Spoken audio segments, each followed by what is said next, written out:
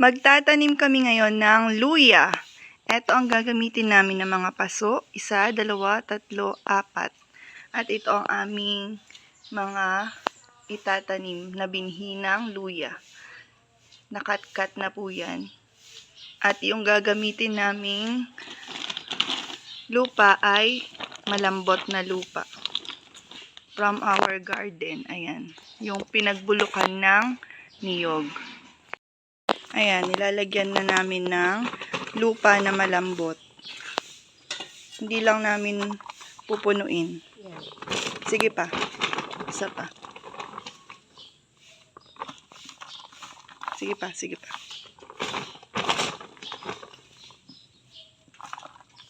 Yan, may bulati pa. Super healthy ng aming garden soil. Organic. May kahoy. Tanggalin mo. Sa kanya yung kahoy.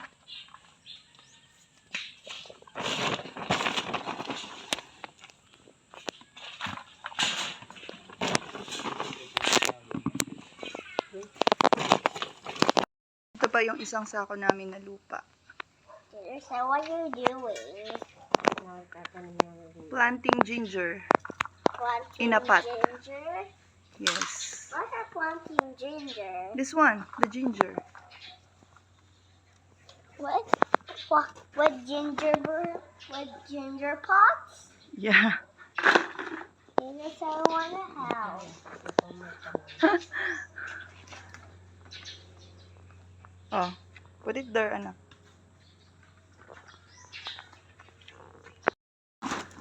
Pipili na ako ng magandang binhi. Dahil nakapaso lang siya, pwede ng dalawa lang. Yan, pwede na. Sisel, pakitabunan na. That's enough? Yes, tatabunan na natin, anak. Tatabunan na siya. At habang lumalaki yung luya, dadagdag lang tayo ng dadagdag ng lupa.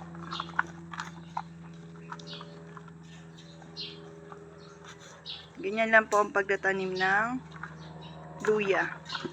Tapos didiligan. Konting dilig lang. Another pot. Yan. Ito po yung kanilang mga mata. Diyan tutubo yung uusbong yung dahon ng luya. Yan. Okay na yan. Takpan.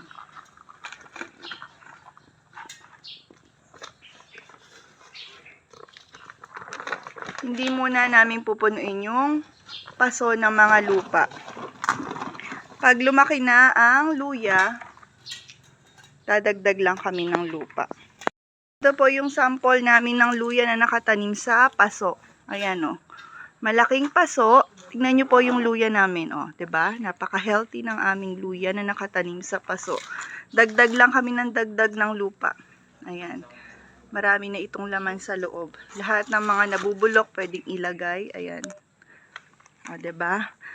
Ayan po ang aming luya. Siguro mga ilang buwan na kaya ito? 4 months na. Mga 4 months na po itong luya na yan.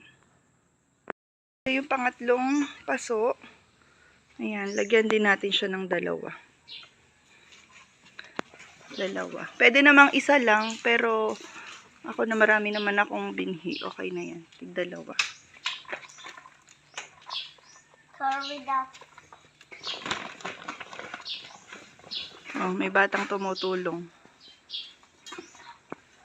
Sipag naman. Ayan. Tapos, konting dilig lang. Tanim na. Last week lang to. Ilang days pa lang. Ayan. Ayan. Ilagay namin siya sa medyo shady. Mas gusto daw ng luya na hindi siya masyadong nakadirect sa araw. Mas healthy. Ayan, naantayin namin na meron na sa kanilang tumubo. Ayan, konting dilig.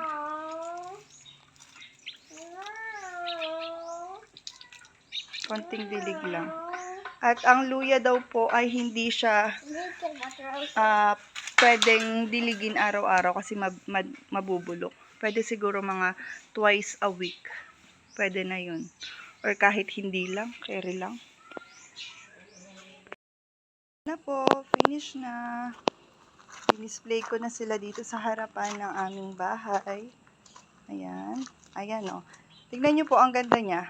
Parang ornamental plants ang datingan ng mga dahon ng luya. Ayan.